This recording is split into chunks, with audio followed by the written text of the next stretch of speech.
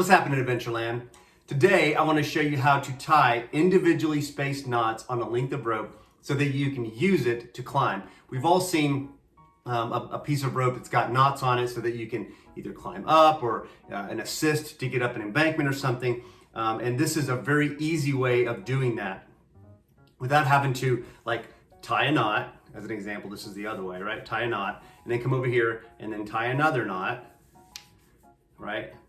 And then tie another knot. And when you, by the time you're done, if you've got 50 feet of rope, right, you have to pull the length of rope through all of the overhands that you're doing. So instead of doing it that way, there's a way of coiling the rope so that when you pull the tail through, it makes the knots for you. So what you're gonna do is you're gonna take your tag end here, 6 inches or so, you're gonna hold it and you're gonna twist and hold. So I'll do that again here. Let me try to get it so you can see it. You're gonna take your tag end, you're gonna twist this, and you're gonna bring it up right next to that piece and hold. So let me show you what it looks like when you've done a few. Trying to make the loops roughly the same size.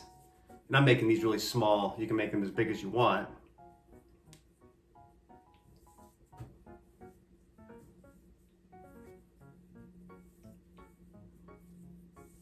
What you end up getting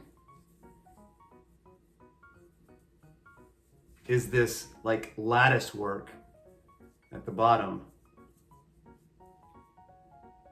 Okay?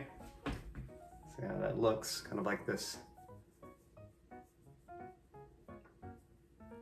Yeah, lattice. So then when you've done your whole coil, you're gonna take the tag end and you're gonna stick it through where you're holding your hand. And then you simply pull the tail through and it begins to make the knots for you.